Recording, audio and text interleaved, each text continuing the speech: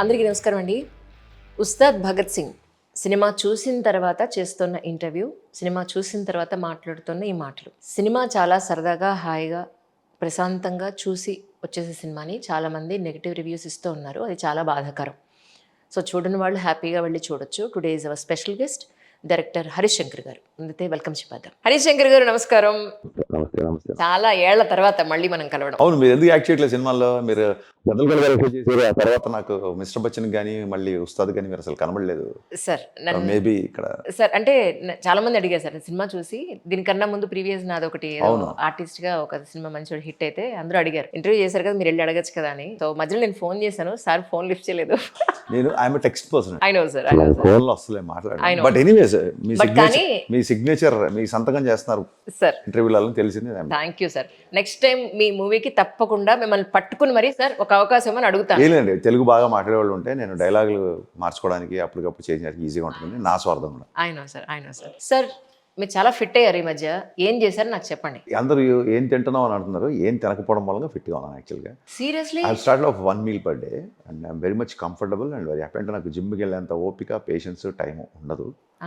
So కొంచెం ఇంకా ఫిట్గా ఉండాలంటే మన చేతిలో ఉంది ఆయుధం ఫుడ్ ఒకటే కదా అని చెప్పి దాన్ని సార్ 1 meal చేస్తున్నాం. చాలా బాగుంది, చాలా హెల్తీగా ఉంది. నిన్న కాక మొన్న మీ సినిమా చూసి హాయిగా ప్రశాంతంగా నవ్వుకుంటూ థియేటర్ నుంచి బయటకు వచ్చాం నేను కూడా చాలా రోజుల తర్వాత చాలా ప్రశాంతంగా ఉన్నాను. కదండి. యా, యాజ్ అ జర్నలిస్ట్ నాకు వచ్చిన డౌట్ నేను డైరెక్ట్గా అడుగుదాం. అడగండి. ఇంత మంచి సినిమా, చాలా చక్కగా హాయిగా చూసే సినిమాని ఎందుకు చాలా మంది నెగిటివ్గా పబ్లిసిటీ చేస్తున్నారంటే ఏమంటారు? అంటే చాలా సినిమాలకు వస్తుందండి అది ఒక్క, అంటే పేరు చెప్తే బాగోదు కానీ యునానిమస్ టాక్ అనేది వెరీ రేర్ అయిపోయింది. అట్ ది సేమ్ టైం సహజంగా దాన్ని ఏమంటారు, పళ్ళున్న చెట్టుకే రాళ్ళ దెబ్బలు అంటారు చూసారా, అవి ఇట్స్ ప్రతి కామన్. అది వాటి గురించి అసలు నేను పెద్ద పట్టించుకోను. ట్రూ. మీరు August 15th last year, 24 mister Bachchan release అయిన రోజు మీరు నా టైం లైన్ చూడండి ట్విట్టర్లో, నేను ఎలా ట్రోల్స్ ఉంటాయి. 19th నుంచి ఈ రోజు వరకు చూడండి ట్విట్టర్లో. అంటే ఒక 100 ట్వీట్లు వస్తే నేనే ఒకటో రెండో, ఒక ఎవ్రీ 100కి నేను ఒకటో రెండో ట్వీట్ చేస్తున్నా. ఎంత హ్యాపీ అంటే ఫ్యామిలీ ఆడియన్స్ కానీ ఫ్యాన్స్ కానీ. మీరు 18th నైట్ నుంచి చూడండి. ట్రూ. ఓవర్సీస్లో షోస్ పడ్డ నుంచి ఎలా ఉంటుందో. True true. ఇంకా ఎక్కడో ఒక 10% 20% నెగిటివ్గా మాట్లాడుతుంటే పట్టించుకోవాల్సిన పని లేదు. అదేనండి. అంటే ఒక ఐడెంటిటీ లేనప్పుడు, ఒక ఐడెంటిటీ, ఒక అకౌంటబిలిటీ లేనప్పుడు మనం దుప్పటి కప్పేసుకొని ఏం మాట్లాడినా పర్లేదు, మన వాయిస్ ఒకటే బయటికి వెళ్తుంది, మనం ఎవరికి తెలియనప్పుడు ఎవరికైనా దాన్ని ఏమంటారు, అదే ఒక తత్కాల్లో ధైర్యం వస్తుంది.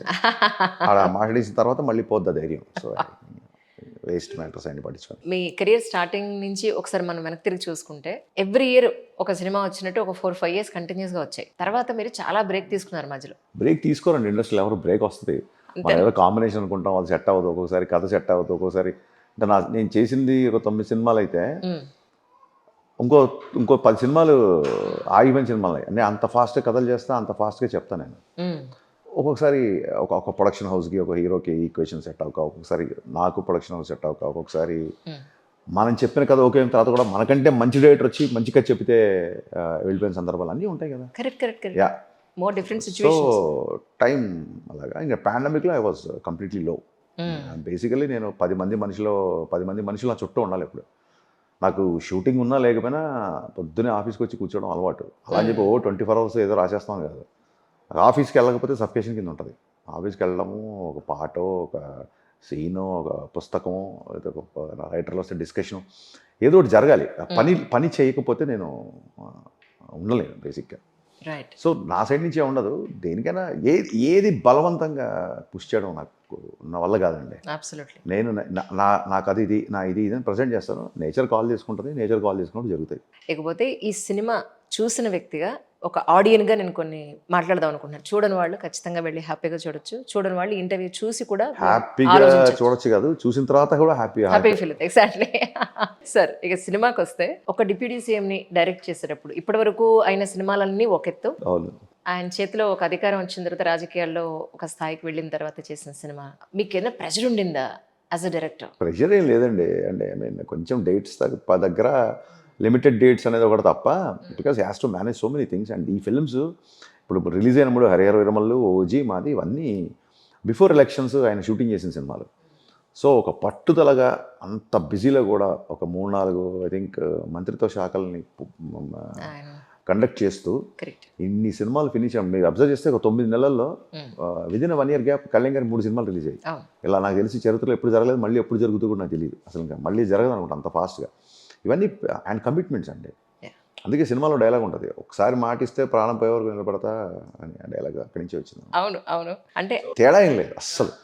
Is more happy, has more joyful. ఇందాక ఎవరో ట్విట్టర్లో వస్తుంటే పెట్టారు, నువ్వు అన్నయ్య ఉన్న ప్రతి ఫ్రేమ్లో ఆయన అవుతూనే ఉన్నాడు అన్న, ఏం చెప్తున్నావు అని చెప్పి ఎవరో రాశారు. అవును. మా సెట్ అనేది ఆయనకి స్ట్రెస్ బస్టర్. ఆయనకి అసలు వ్యానిటీ వల్ల కూడా ఎక్కువగా వెళ్ళేవాళ్ళు కాదు. సరదా కూర్చుని వాళ్ళు సరదాగా మాట్లాడేది. నాకు ఆయనకున్న ఒక 10 years ఆఫ్ రిలేషన్ అవ్వచ్చు. నా మీద ఆయన చూపించిన దయ, జాలి, అభిమానం, ప్రేమ అవ్వచ్చు. జనరల్గా ఒక స్థాయి హీరోలు, స్టార్ హీరోస్కి హీరోయిన్ సెలెక్ట్ చేసేటప్పుడు వాళ్ళ స్థాయికి తగ్గ వాళ్ళను తీసుకున్నామా లేదా అనే ఒక ప్రెషర్ ఉంటుంది. లేదా ప్రొడ్యూసరు లేకపోతే హీరో రిఫరెన్స్ తీసుకోవడం వల్ల ఇలాంటివన్నీ ఉంటాయి ఇన్ జనరల్గా. So many factors. మనం దేన్ని తప్పుగా అనుకోవడానికి లేదు. హీరోయిన్స్ని చూస్ చేసుకున్నప్పుడు, ఇద్దరు హీరోయిన్స్ మీరు చూస్ చేసుకున్నప్పుడు what was your main point? అంటే ఆ టైంలో మీ మైండ్లో వీళ్ళే రావడం. క్యారెక్టర్ ఫిట్నెస్ అండి. అంటే కళ్యాణ్ గారు బేసిక్గా నేను చాలాసార్లు చెప్పాను, మొన్న శృతి హాసన్ కూడా చెప్పింది. ఒక డికేడ్ తర్వాత అమ్మాయి గుర్తుపెట్టుకొని చెప్పడం చాలా గొప్ప విషయం. అమ్మాయి ఏముందంటే, ఆ టైంలో నాకు కొన్ని సినిమాలు ఆడలేదు, నన్ను చాలామంది ఐరన్ లెగ్ అన్నారు, అయినా సరే హరీష్ చాలా మొండిగా నన్ను పెట్టుకున్నాడు. నేను మొండిగా ఉండడానికి కారణం నా కళ్యాణ్ గారు నాకు ఇచ్చిన సపోర్ట్. అసలు ఒక డైరెక్టరు, హీరో, ప్రొడ్యూసర్ ఇంతమంది ఒక సినిమాకి పనిచేసినప్పుడు, సక్సెస్ వచ్చినప్పుడు మేము అందరం మా తల మీద పెట్టేసుకొని, ఫ్లాప్ వస్తే ఒక ఆడపడిచికి, ఒక అమ్మాయికి ఐరన్ లెగ్ అనడం, అసలు అది ఏం సంస్కృతి అనేది అసలు నాకు అర్థం కాదు బేసిక్గా. అందుకే వాంటెడ్గా ఐ మీన్ ఎవరు ఏమనుకున్నా సరే ఈ సినిమాలో ఆ అమ్మాయి హీరోయిన్ పెట్టాం. సో అమ్మాయి స్టార్ అయిపోయింది, మామూలు కాదు. సో అలాగా ఈ ఈ ఈ సినిమాకి వచ్చేసరికి ఏంటంటే, నాకు కళ్యాణ్ గారి డేట్స్ చాలా ఇంపార్టెంట్.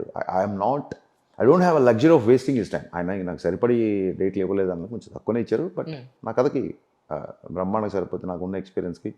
మాకు కష్టపడే direction department, Mythri outstanding production department కాబట్టి we are able to plan properly. మొన్న ఆయన ప్రీ రిలీజ్ ఫంక్షన్ కూడా అన్నారు, నెక్స్ట్ టైం దగ్గర సినిమా చేయడానికి వస్తే హరీష్ మైత్రి దగ్గర పంపుతాను. నాది 1 గంట కూడా వేస్ట్ చేయకుండా పక్కన బందీగా, అండ్ ఏదో ఒక సింగిల్ ఎమోషన్ సినిమానో లేకపోతే ఒక చిన్న కమర్షియల్ ఎలిమెంట్స్ లేని సినిమానో కాదు, అన్ని హంగులు ఉంటాయి. 2.5 గంటల సినిమాలో కళ్యాణ్ గారు 2 గంటలు కనబడతారు. సో సినిమాకు షూటింగ్ చేసిన డేస్ తక్కువే అవ్వచ్చు, కానీ సినిమాలో కళ్యాణ్ గారు నిడివి మాత్రం తృప్తిగా ఉంటుంది. ఫ్యాన్స్ వచ్చినప్పుడు చూసినప్పుడు ఏదో అక్కడ వచ్చాడు ఇక్కడ రాలేదు, మళ్ళీ ఒకసారి వచ్చాడు మళ్ళీ రాలేదు, అలా కాకుండా చాలా తృప్తిగా కనిపిస్తారు. అట్ ది సేమ్ టైం ఒక డికేడ్ తర్వాత డ్యాన్సెస్ పవన్ కళ్యాణ్ గారు కాదు, అందుకే నా డైలాగ్ పెట్టాను, మీకు ఈ కాళ్ళు కదలని ఏళ్ల తరబడి నుంచి వెయిట్ చేస్తాం. సో ఇవన్నీ నా దృష్టిలో అండి, అంటే let's be open with you, ఇప్పుడు ఆల్రెడీ 4th డే 5th డేలో ఉన్నాం కాబట్టి, నా దృష్టిలో ఈ సినిమాని అంటే మామూలుగా ఒక కమర్షియల్ సినిమాకి, ఒక పెద్ద హీరో కమర్షియల్ సినిమాకి ప్రాపర్ యాక్షన్ ఎంటర్టైనర్ కనుక ఉంటే, పాటలు ఉండి ఫైట్లు ఉంటే కనుక ఒక 100 నుంచి 150 రోజులు పడుతుంది హీరో వర్కింగ్ డేస్. 200 రోజులు 300 రోజులు సినిమాలు కూడా ఉన్నాయి, అవి ఎక్స్ట్రాడనరీ కైండ్ ఆఫ్ స్క్రిప్ట్స్, ఆ కథలు అవి వేరు. మినిమం 150 రోజులు ఒక హీరో పనిచేయకపోతే ఒక పెద్ద సినిమా రిలీజ్ చేయలేని పరిస్థితి. కరెక్ట్. అలాంటిది కేవలం ఆయన ఒక 40 రోజులు, ఇప్పుడు ఎలక్షన్స్ బిఫోర్ టెంపుల్ ఫైట్ చేసాం, అదొక 7 days, ఒక 40 రోజులు పవన్ కళ్యాణ్ గారు ఇస్తాయి. 50 రోజులు అని అంటున్నారు బయట రౌండ్ ఫిగర్. అలాగా 50 రోజుల్లో పాటలు, ఫైట్లు, డైలాగులు, విలన్ కాన్ఫిడెన్స్ ఇంత చేసి, మీకు తెలుసు చాలా సినిమాలు పోస్ట్పోన్ అవుతున్నాయి. అది క్వాలిటీ కంటే అదేం తప్పని, నేను డైరెక్టర్ ఎప్పుడు తపన పడుతుంటాడు, ఏ డైరెక్టర్ నేనే కాదు, ఏ డైరెక్టర్ అని తపన పడుతుంటాడు. కొంతమందికి పోస్ట్పోన్ చేసుకునే లగ్జరీ ఉంటుంది, కొంతమందికి ఉండదు.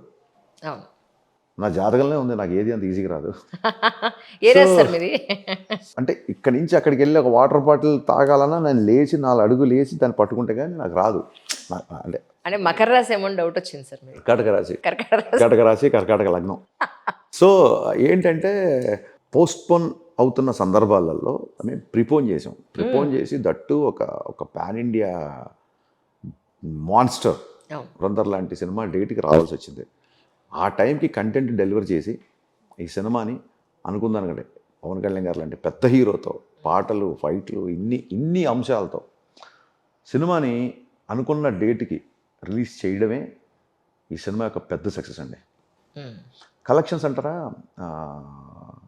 ఇంకా ఇంకా పెద్ద ఒక్కొక్కసారి వచ్చేంత వరకు మాదే పెద్ద సినిమా అనుకోవచ్చు. అయ్యో భలే సో కలెక్షన్స్ అంటారా ఇట్స్ లాంగ్ రన్ ఉన్న ఫిలిం. డెఫినెట్గా కళ్యాణ్ గారి ప్రీవియస్ సినిమాలతో కంపేర్ చేస్తే క్రాస్ చేస్తుందా చేయలేదా అవన్నీ పక్కన పెడతానండి. Collections will depend on the release date, opposite ఏం సినిమా ఉంది, సీజన్, అది సంక్రాంతి, సమ్మరా, టికెట్ రేట్లు, కలెక్షన్స్కి చాలా ఫ్యాక్టర్స్ ఉంటాయి. నాట్ బాడీ బట్ ప్రతి రికార్డు మన పేరు మీద ఉండాలని రూల్ ఏం లేదే, ప్రతి శుక్రవారం మందే అవ్వాలని రూల్ ఏం లేదే. కరెక్ట్. కామనాడి దగ్గర నుంచి ఫ్యాన్స్ అందరూ ఒక్కసారి హక్కును చేర్చుకొని హక్ చేశారు.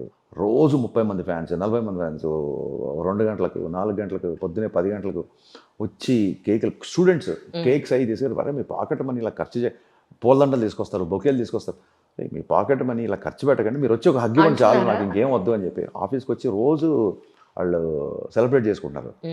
So very happy. నిజం. అయితే ఈ ఎస్పెషలీ ఆయన స్టార్టింగ్ మూవీస్ తొలి ప్రేమలో ఉన్న సాంగ్స్ని మళ్ళీ ఇందులో పెట్టడానికి మెయిన్ రీజన్ అంటే ఏం చెప్తారు? తొలి ప్రేమ షూటింగ్ జరుగుతున్నప్పుడు, ఆ తొలి ప్రేమ మాంటేజ్ తీస్తున్నప్పుడు రోడ్డు మీద జనాలు, షూటింగ్ చూసిన జనాల్లో నేను ఒకడిని. Is it? బిహెచ్ఎల్లో జరిగింది ఆ షూటింగ్. ఓకే. ఆ చిన్న బేకరీ సెట్ ఒకటి ఉంటుంది, తొలి ప్రేమ మాంటేజ్లు అన్నీ తీస్తున్నప్పుడు అది షూటింగ్ షూటింగ్ షూటింగ్ అని చెప్పి చూస్తున్న జనాల్లో కాలేజ్ ఎగ్గొట్టి చూస్తున్నాం.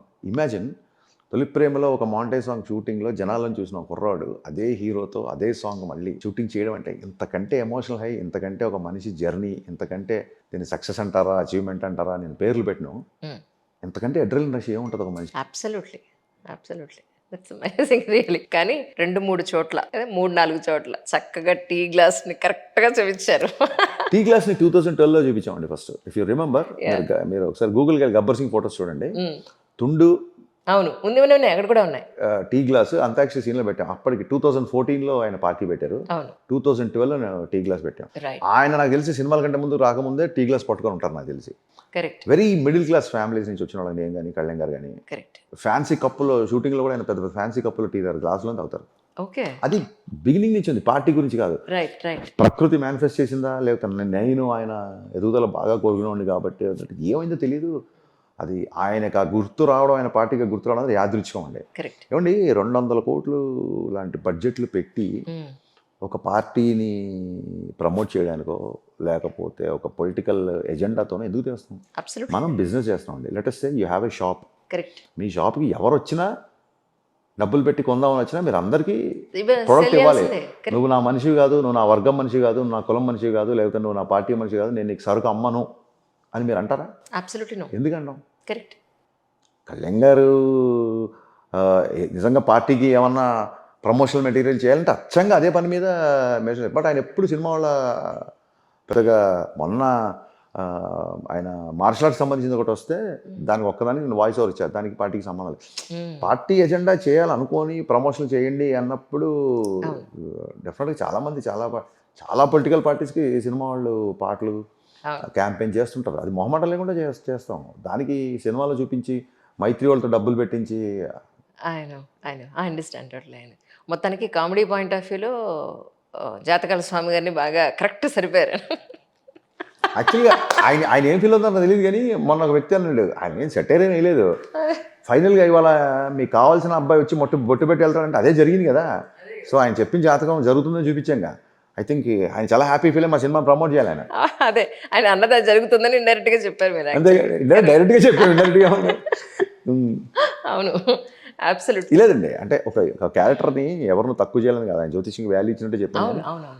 ఈజీగా ఆడియన్స్ కనెక్ట్ అవ్వాలంటే కొంచెం పాపులర్ వ్యక్తులు ఉంటారు, వాళ్ళు కాంట్రవర్సీయా ఇంకోట పక్కన పెడితే జనాలకి అర్థం కావాలి. ఇతను ఫట్న ఒక విజువల్ చూడగానే ఇతను జ్యోతిష్లో అర్థం అవ్వాలి, ఆ యాంగిల్లో పెట్టింది తప్ప. సిరివెన్నెల సీతారామ శాస్త్రి గారి రచనల్లో అద్భుతమైన పాట తరలి రాదే తన వసంతం. పొడమిని చూడని కన్ను నడపదు ముందుకు నిన్ను. ఎన్ని లైన్స్ ఉంటాయంటే ఆ పాటతో పెరిగా నేను. ఆ పాటని ఒక యాక్షన్ సీక్వెన్స్ పెట్టడం అనేది నిజంగా అసలు ఐడియా ఎలా వచ్చిందండి బాబు మీకు? అలా అదేముంటుందంటే అండి, మీకు ఒక విషయం మీద, ఒక పుస్తకం అవ్వచ్చు, సినిమా అవ్వచ్చు, ఒక మనిషి మీద మీ దృష్టి సాగర సంగమంలో ఉంటుంది. శైలజ గారు డ్యాన్స్ సరిగ్గా చేయలేదన్నప్పుడు యతో హస్త తతో మనః తత భావ యతో భావ, ఎక్కడైతే దృష్టి లగ్నం భావం మనస్సు ఉంటుందో అక్కడ రససిద్ధి ఉంటుంది అని చెప్పి కమల్ హాసన్ గారు చెప్తారు. కరెక్ట్. అలాగా ఒక పాటతో కానీ, ఒక లిరిక్తో కానీ, ఒక అద్భుత సాహిత్యంతో కానీ, ఒక మంచి వ్యక్తిత్వంతో కానీ, ఒక మంచి పుస్తకంతో కానీ, మీ ప్రయత్నము, మీ లగ్నము, మీరు మీ జర్నీలో, మీ లైఫ్ జీవితంలో అది పాట అయిపోయింది అనుకోండి, అది ఏదో రూపంలో బయటకు వస్తుంది. అవును. అంతాక్షరిలో, గబ్బర్ సింగ్లో పెట్టిన అన్ని సాంగ్స్ నా లైఫ్ జర్నీ, అందులో కొన్ని సాంగ్స్ కళ్యాణ్ గారి లైఫ్ జర్నీ, అది ఏదో రూపంలో బయటకు వస్తుంది, నేచర్ తీసుకొస్తుంది అది. Correct. So it happen like that అంతే. పర్మిషన్స్ తీసుకున్నారా దానికోసం? ఎందుకంటే అందరికీ చిరంజీవి గారు థ్యాంక్స్ కార్డ్ వేసాం అందరికీ. కోర్స్ పర్మిషన్ కాదు, అది మనం వాళ్ళకి ఇచ్చే గౌరవం. నిజం నిజం, అబ్సల్యూట్లీ. పర్టికులర్గా ఒక సీన్లో మన హిందుత్వం, హిందూయిజం లేదా మన ఇండియా అన్న పాయింట్ ఆఫ్ వ్యూలో చాలా కనెక్ట్ అవుతారు జనాలు. అట్ ద సేమ్ టైం అదే టైంలో దురంధర్ కూడా రిలీజ్ అవ్వడం, ఈ రెండింటిని కోరిలేట్ చేసుకుంటూ ఎస్ క్రికెట్లో ఎలా అయితే ఒక మనంతా ఒకటే, మనంతా ఇండియన్సే అన్న పాయింట్లో ఏకమైపోతాము, ఒక పర్టికులర్ పాయింట్లో అందరూ అలా ఏకం అవుతారు. సో అది పెట్టడానికి మీదేనా ప్లాన్, లేకపోతే ఇంకెవరైనా ఇన్పుట్స్? అంటే భగత్ సింగ్ క్యారెక్టర్ కళ్యాణ్ గారు చెప్పినప్పుడే ఉన్నాయి ఈ అంశాలన్నీ. భగత్ సింగ్ క్యారెక్టర్, గబ్బర్ సింగ్ అనేది ఎంటర్టైన్మెంట్ అండి. గబ్బర్ సింగ్ అనే క్యారెక్టర్ షోలే అనే సినిమాల నుంచి వచ్చింది. భగత్ సింగ్ అనే క్యారెక్టర్ భారతదేశ చరిత్ర నుంచి వచ్చింది. That is the difference. ఎందుకు ఈ సినిమాలో నేను right from the beginning this time it's not just an entertainment అని చెప్పాను. ఊరికే ఎంటర్టైన్మెంట్ కాదు, మీరు ఏదో అంతాక్షరి పిల్లలు జీవితాలు ఉన్నాయి అనుకొని రావద్దు అని చెప్పి నేను హింట్ ఇస్తూనే వచ్చాను. రైట్. ఒక కుర్రవాడు అద్భుతమైన సాహస పటిమ ఉన్న ఒక భగత్ సింగ్ క్యారెక్టర్ నుంచి ఇన్ఫ్లుయెన్స్ అయ్యి ఒక ఐపీఎస్ ఆఫీసర్ అయ్యి ఎలాగ ఒక సిస్టమ్ని ఎదుర్కొన్నాడు అనేది డే 1 నుంచి నేను రాసుకున్న కథ. రైట్. సో టెర్రరిస్ట్ని పట్టుకొచ్చే ఎపిసోడ్ అవ్వచ్చు, లేకపోతే దేశం గురించి మాట్లాడడానికి దేశం మతం ఈ సంబంధం లేదండి. మన వాళ్ళే, ఇందులో డైలాగ్ ఉంటుంది, మన దౌర్భాగ్యం ఏంటంటే మన వాళ్ళే పక్క దేశం పాటలు పాడడం అని. అవును. సో కేవలం ఒక మతం వాళ్ళే దేశం గురించి టాక్ నేను ఎప్పుడు అనుకోను. అక్కడ మీరు చూస్తే భారత మాతకి జై సీన్లో ఇద్దరు తెలుగు వాళ్ళు పర్టికులర్గా, అండ్ పార్థిబన్ మెయిన్ విలన్, ఇంత పెద్ద బొట్టు పెట్టుకొని హిందూ చూపించాం విలన్గా. ఇక్కడ మతం సమస్య లేదా, డైలాగ్ పెట్టాము, సమస్య మతం కాదు, తప్పు చేసిన మనిషితో. ఎప్పుడు ప్రాబ్లం మనిషే ఉంటాడండి. కరెక్ట్. మతం అనేది ఏ రోజు ప్రాబ్లం అవ్వదు, మనిషితోనే ప్రాబ్లం ఉంటుంది. సో అదే విషయాన్ని చాలా బలంగా గట్టిగా చెప్పాము. కానీ పార్థిబన్ గారు ఎలా గుర్తొచ్చారు మీకు? చాలా ఏళ్ల తర్వాత మళ్ళీ మీరు ఎక్కడెక్కడి నుంచి ఒక ముత్యాన్ని వెతికి తీసుకొచ్చారు సినిమాలో. జనరల్గా ఎవరైనా సరే మెయిన్ విలన్ మంచి క్యారెక్టర్ ఆర్టిస్ట్ అనగానే ప్రకాష్ రాజ్ అనుకుంటారు. ప్రకాష్ రాజ్ గారు ఆల్రెడీ ఓజీలో చేశారు, అంతకుముందు వకీల్ సాబ్లో కూడా చేశారు. డెఫినెట్గా స్ట్రాంగ్గా ఉండాలి, భగత్ క్యారెక్టర్ని కాన్ఫిడెంట్ చేసేలాగా ఉండాలి. సో పార్థిబన్ గారు లెజెండరీ డైరెక్టర్, ఫెంటాస్టిక్ ఆర్టిస్ట్. ఒక మనిషిని చూడగానే ఒక ఆరా, ఒక చిన్న గగురుపాటు అంటారు చూసారు, అది రావాలి అన్నప్పుడు ఆయన సింగిల్ యాక్టర్, అంటే ఒకటే యాక్టర్ ఉన్న ఒక సినిమా చేశారు ఆయన, ఒక ఎక్స్పెరిమెంటల్ ఫిలిం. ఆయన ఒక్కరే ఉంటారు ఆ సినిమాలో. Okay. So it's very passionate about cinema. Parthiban గారు ప్యాషన్ ముందు అసలు మనం ఎవరో సరిపోం. Seriously we are nothing in front of his passion. అంత మంచి ఆర్టిస్ట్ ఆయన. సో అందుకు. అలాగే KS Ravikumar my favourite director. Kamal Haasan గారితో రజనీకాంత్తో అసలు ఎడాపెడా, అంటే పవన్ కళ్యాణ్ గారు ఒక మనిషి గురువుగా భావించాలంటే ఆ స్టేచర్ ఉండాలి అని చెప్పి అలాగా. అండ్ ఇప్పుడున్న కరెంట్ సినారియోలో తెలుగు, తమిళ, కన్నడ ఇవన్నీ లేవు కదండి. ప్రశాంత్ నీల్ గారు వచ్చి ఇక్కడ సినిమాలు చేస్తున్నారు, మన సందీప్ రెడ్డి వంగ వెళ్ళి హిందీలో సినిమాలు చేస్తున్నారు. మనం ఇట్ ఈస్ నో మోర్ ఆ సినిమా ఈ సినిమా కాదు, ఇట్స్ ఇండియన్ సినిమా అండి. It's Indian. దురంధర్ చూడండి, వాళ్ళ దుమ్ము దులిపేస్తుంది కదా. మరి మన డైరెక్టర్ కాదు, మన తెలుగు డైరెక్టర్ కాదు కదా. సో నో అండి, వీఆర్ సినిమా అనేది బౌండరీస్ దాటి రీచ్ అవుతుంది కాబట్టి ఈ రోజుల్లో మనం అంత నేరో కూడా ఆలోచించకూడదు మనం బేసిక్గా. కానీ ఇప్పుడు హీరో చిన్నప్పుడు క్యారెక్టర్ అబ్బాయి చేశారు చూసారా, మళ్ళీ న్యూ ఫేస్ అబ్సల్యూట్లీ. ఎక్కడి నుంచి పట్టుకొచ్చారు అబ్బాయిని? అది మా డైరెక్షన్ డిపార్ట్మెంట్ అఖిల్. అవునా? మా అఖిల్ అని మా డైరెక్షన్ డిపార్ట్మెంట్లో ఉంటాడు, మీకు కూడా బాగా తెలుసు, గదలు కూడా గణేష్ చేశాడు. సో అతను కాస్టింగ్ రెస్పాన్సిబిలిటీస్. అలాగే మా బాబీ, రవి, నరేష్ వీళ్ళందరూ ఆడిషన్స్ చేస్తుంటారు. నేను రోజు ఆఫీస్కి వచ్చేసరికి మొత్తం ఆర్టిస్ట్తో క్రికెట్ ఆడిపోతుంటుంది ఆఫీసు. వీళ్ళందరూ ఆడిషన్ చేసి డిపార్ట్మెంట్ కాస్టింగ్, అందరూ డిపార్ట్మెంట్ నాకు చాలా ఆప్షన్స్ ఇస్తారు. అందులో నుంచి అలాగే పుష్పా భాస్కర్ గారు, కాస్టింగ్ పుష్పా భాస్కర్ గారు, ఆవిడ చాలా హెల్ప్ నాకు. లాస్ట్ 3 ఫిలిమ్స్కి she did amazing job. She is very nice lady, I know her very well. చాలా ఆవిడ ఇండస్ట్రీకి ఒక వరం అండి. పుష్ప గారు మీ గురించే. తర్వాత మల్లారెడ్డి గారు ఒక వీడియోలో చూసారు, మల్లారెడ్డి గారు మీరు విలన్ గా చేయమని అడిగారండి, నిజమేనా అది? జనరల్గా చాలా జోకులు వేస్తుంటారు కదా, అలా చెప్పారేమో. అడిగాను. అందులో అసలు ఆయన చెప్పిన దాంట్లో అసలు డౌటే లేదు. నాకు ఆయన బాడీ లాంగ్వేజ్ చాలా ఇష్టం. మీరు చూడండి, ఇప్పుడు అంకుశం సినిమాలో మల్లెమల గారు చేస్తారు అందులో, ఆ, ఎంఎస్ రెడ్డి గారు. అవును, డిఫరెంట్ క్యారెక్టర్ చాలా అయింది. డిఫరెంట్ క్యారెక్టర్, చాలా న్యాచురల్గా ఉంటుంది, న్యాచురల్ ఫ్లో ఉంటుంది. సో మల్లారెడ్డి గారి డిక్షన్ అన్న, అవును. మల్లారెడ్డి గారి నుంచి వచ్చే ఆ తెలంగాణ యాస అన్న ఉమ్, నాకు చాలా ఇష్టం. నేను వెళ్ళి అడిగిన తర్వాత నో ఎడ్యుకేషన్ ఇన్స్టిట్యూట్స్ ఉన్నాయి, ఉమ్, మరీ అసలు మీరు చూస్తుంటారు కదా కొడుకు అవును. చేసే ఒక ఎదవ పనులను కూడా సపోర్ట్ చేసే క్యారెక్టరు, ఇవన్నీ కరెక్ట్ కాదైనా అని Correct. చెప్పి మళ్ళీ ఎక్కడో ఒక చోట నేనే ఒక స్టెప్ వెనక్కేసాను. అంతే. బట్ టైం మంచి స్క్రిప్ట్ మంచిది వచ్చి ఆయన కనుక ఒప్పుకుంటానంటే ఖచ్చితంగా మల్లారెడ్డి గారిని నేనే లాంచ్ చేయాలన్న ఒక స్వార్థం నాకు లేకపోలేదు. అంతేనంటారా? That's so nice. అంటే అందరూ అనుకునే మాట, ఒకవేళ మీకు ఇబ్బంది అనిపిస్తే ఎడిట్ చేసేద్దాం. ఏం పర్లేదు, అసలు మన దగ్గర ఫిల్టర్ లేదు సార్. దురందరికి దీనికి కొంత గ్యాప్ ఉంటే బాగుండేదేమో, దీనివల్ల ఇదేమన్నా క్లాష్ అయిందా అనేది అనుకుంటున్నారు. What you say about it sir? నా డెసిషన్ కాదు, ఏ డైరెక్టర్కైనా సరే నా సినిమా వచ్చిన రోజు ఏ సినిమా రాకూడదని ఉంటుంది. అవును, అందులో అంత పెద్ద మాన్స్టర్ ఫ్రాంచైజ్, అవును, అవును. అండ్ మా సినిమాకి బిగినింగ్లో నుంచి కూడా ఎక్స్పెక్ట్ చేసినంత బజ్ లేదు. I'm being very frank with you. OG before release ఉన్నంత బజ్ ఉస్తాద్కి లేదు. సో నాకు ఎందుకు ఒక సినిమాకి ఢీ కొట్టాలని ఉంటుంది, అంత పెద్ద ఫ్రాంచైజ్ ఎందుకు పోటీకి వెళ్ళాలని ఉంటుంది. True, true. ఇట్స్ డిస్ట్రిబ్యూటర్లు అందరూ కాల్ చేశారు, అలా చెప్పి నేను ప్రొడ్యూసర్ని కూడా బ్లేమ్ చేయను. వాళ్ళు 19th రమ్మ నాకు ఏం ప్రెషర్ పెట్టలా. ఏమంటే అందరూ ఇలాగా టాక్సిక్ పోస్ట్ పని అయింది, డిస్ట్రిబ్యూటర్లు అందరూ కాల్ చేశారు, వాళ్ళందరూ అంటారు మనం ఏమన్నా రావచ్చు అంటే, అసలు అప్పటికే నాకు మ్యూజిక్ డైరెక్టర్ మారాడు and hell of a pressure. కానీ ఇందాక చెప్పినట్టు ఆమె ప్రొడ్యూసర్ డైరెక్టర్ అండి. ప్రొడ్యూసర్లు అనేవాళ్ళు బాగుంటేనే ఇండస్ట్రీ బాగుంటుంది. Absolutely sir. ఒక మనిషి ఒక మస్తిష్కంలో ఉన్న ఆలోచన, ఒకటి విజన్, వీళ్ళు అప్పటికి చూడరు. ఇంకా సినిమా స్టార్ట్ చేసేటప్పుడు, సినిమా అయిన తర్వాత రిలీజ్ బిఫోర్ ఎప్పుడో ఫస్ట్ కాపీ చూస్తారు. ఒకటి విజన్ని, ఒకటి థాట్ని మనం చూడలేకున్నా సరే, మనం 2 గంటలు చెప్పిన కథను నమ్మి 200 కోట్లు పెట్టడానికి 2 మనుషులు వచ్చినప్పుడు వాళ్ళని ఎలా చూసుకోవాలండి? నా దృష్టిలో ప్రొడ్యూసర్స్ నాకు దేవుళ్ళతో సమానం. వాళ్ళు ఎక్కడో 19th వస్తే బాగుంటుందా హరీష్ గారు అని వాళ్ళు జస్ట్ రిక్వెస్ట్ చేశారు, ప్రెషర్ కూడా పెట్టలా. నేను తమన్ వీఆర్ ప్రిపేర్డ్. ఇంకా అక్కడి నుంచి ప్రొడక్షన్ టీం అవ్వచ్చు, మా డైరెక్షన్ డిపార్ట్మెంట్ అవ్వచ్చు, ఇంకా 20 days నిద్రాహారాలు మాని పనిచేసాం. ఎందుకంటే డిస్ట్రిబ్యూటర్లు అందరూ అంటున్నారు రమ్మని, మేబీ మంచి డేట్ ఏమో ఉగాది అంటున్నారు, నెక్స్ట్ డే రంజాన్ అంటున్నారు. సో ఒకటే సినిమా ఇన్ని వేల థియేటర్లలో ఉండదు కదా, దురందరూ వచ్చినా సరే ఉండదు కదా అనుకొని మేము it's collective. I don't think I have to blame any one. I'm a producers. అప్పుడు మిస్టర్ బచ్చన్ కూడా పుష్ప పోస్ట్ పోన్ అని చెప్పి టక్మని August 14th వచ్చేయమన్నారు.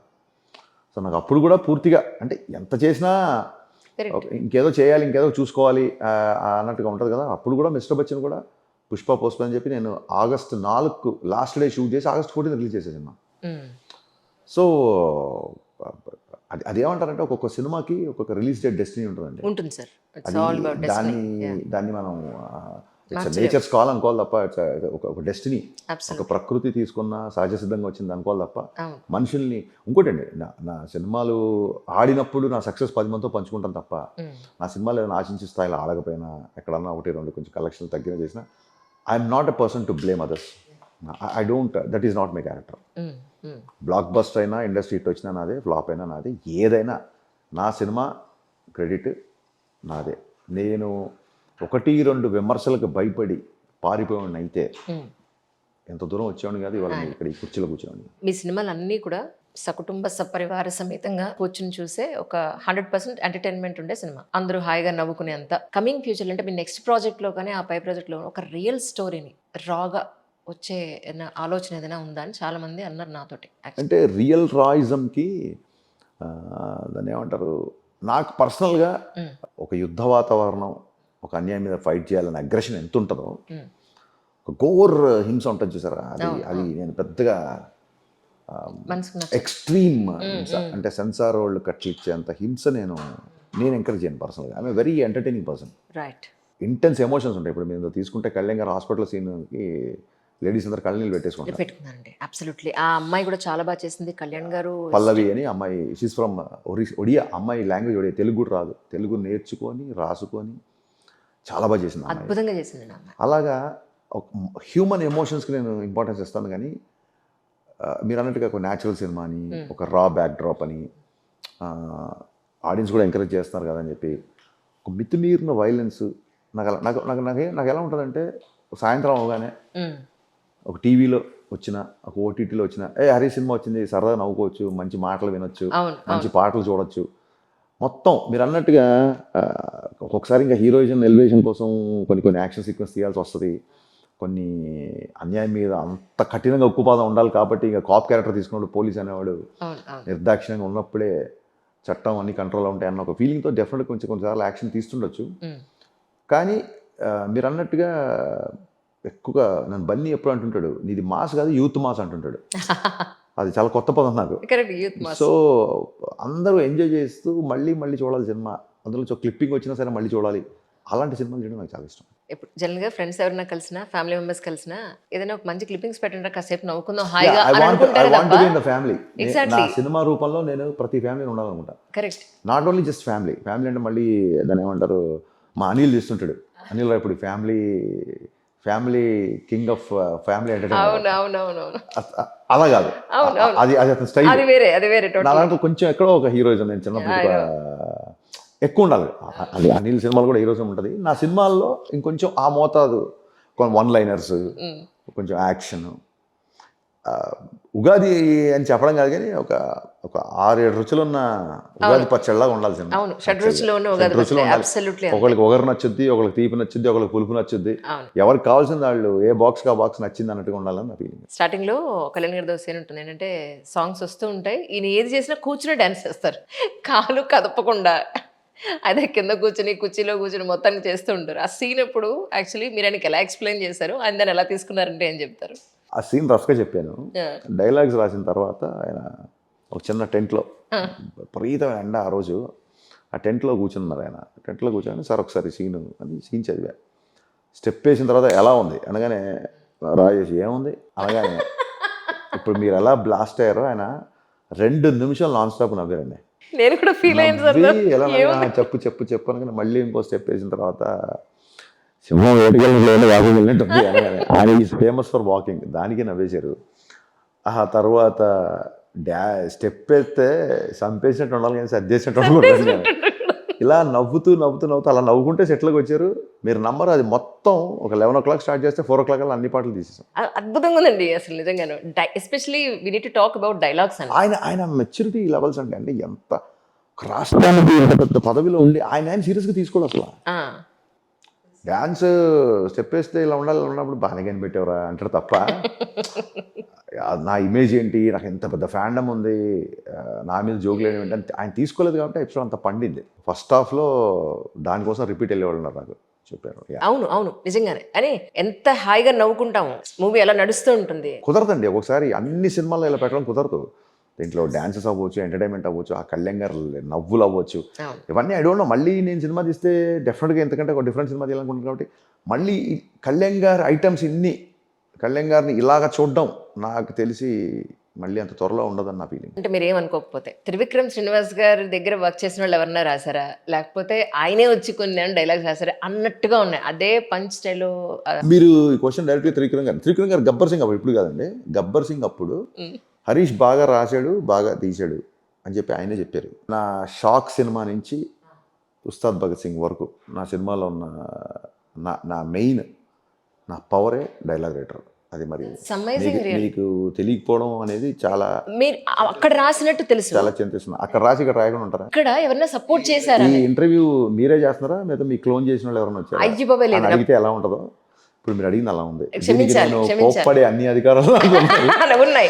అయితే చాలా సార్లు ఒక పాట రాసి త్రివిక్రమ్ గారి ఇన్ఫ్లుయెన్స్ ఉంటుంది నా మీద. మీరు త్రివిక్రమ్ గారి ఇన్ఫ్లుయెన్స్, నేను అసిస్టెంట్ డైరెక్టర్ ఉన్నప్పుడు ఆయన 5-6 నంది అవార్డ్స్ కొట్టేసిన స్టార్ డైలాగ్ రైటర్ ఆయన. త్రివిక్రమ్ గారి ఇన్ఫ్లుయెన్స్ ఉంటుండొచ్చు నా మీద. బట్ ఈ సినిమాకి ప్రతిసారి నా సినిమా బాగాలేని రాసిన రివ్యూలలో కూడా, ఏ రివ్యూ నా సినిమా ఆడని సినిమాలో కూడా హరిశంకర్ డైలాగ్స్ అదిరిపోయిన రాసిన లైన్స్ మీకు ఉన్నాయి. విలన్తో మాట్లాడిన డైలాగ్ దగ్గర నుంచి ప్రతి ప్లేస్ లో కూడా, ప్లేస్మెంట్ లో మీరు ఇచ్చిన డైలాగ్ పంచెస్ అన్ని కూడా ఆయన గుర్తొచ్చారని నా ఉద్దేశం. అండ్ ఇంకోటి ఏంటంటే అబ్సల్యూట్లీ లేకపోతే పని చేయండి, మీకు త్రివిక్రమ్ గారి నెంబర్ ఇస్తాను. నారాయణ సార్ ఉస్తాద్ భగత్ సింగ్ లో మీరు ఏమైనా డైలాగ్ రాసారా, మీరు డైరెక్ట్ ఆయన అడిగి. లేదు నా ఉద్దేశం అడగాలి. ఇంకేమైనా హెల్పింగ్ హ్యాండ్స్ ఉన్నాయా? మీకు హెల్పింగ్ హ్యాండ్స్ డెఫినెట్ గా. నాకు మా రైటింగ్ టీంలో దశరథ్ గారు స్క్రీన్ ప్లే, హెల్ప్ హ్యాండ్కి స్క్రీన్ ప్లే రమేష్ రెడ్డి గారు, ఆ కానిస్టేబుల్ క్యారెక్టర్ రమేష్ రెడ్డి గారు, అలాగే చంద్రమోహన్ అని నేను ఒక ATM తీశాను. ఎస్పెషల్లీ ప్రవీణ్ వర్మ అనే అబ్బాయి ఓకే ప్రవీణ్ వర్మన్ అబ్బాయికి అడిషనల్ డైలాగ్ చేశాను. ఓకే యా, అతను హెల్పింగ్ హ్యాండ్. కానీ ఇన్ని పేజీల డైలాగ్ని ఇంత రాయడానికి చాలా మదన పడాల్సి ఉంటుంది అనేది రైటర్స్ పాయింట్ ఆఫ్ వ్యూలో చాలా మీరు మన ఒక ప్రెస్ మీట్ చూసారా? సార్ కళ్యాణ్ గారికి మీరు డైలాగ్ రాశారు, ఇచ్చి పడేసే గోత్రం ఎరగదీసే నక్షత్రం అని. అవును ఇక్కడ స్టేజ్ మీద వాళ్ళకి చెప్పండి అంటే సెకండ్ గ్యాప్ లేకుండా చెప్పాడు అందరికీ ఒక్కొక్క డైలాగ్. గొప్పగా ఉందా తప్పగా ఉందా తర్వాత విషయం. నవీన్ గారికి ఏం చెప్తారు అంటే ఖర్చు పెట్టే గోత్రం కలెక్షన్లో పట్టే నక్షత్రం అని చెప్పారు. ఇలాగా అక్కడ స్పాట్లో చెప్పాడు అందరికీ. మీరు అసలు ఈ ప్రెస్ మీట్ నేను చూడలేదు స్వామి, నేను ప్రెస్ మీట్ చూడలేదు. ప్రెస్ మీట్ చూడకపోయినా కార్డ్ చూడాలి కదా. ఏంటంటే టైటిల్స్ నేను వెళ్ళేప్పటికి టైటిల్ స్టార్ట్ అయిపోయింది.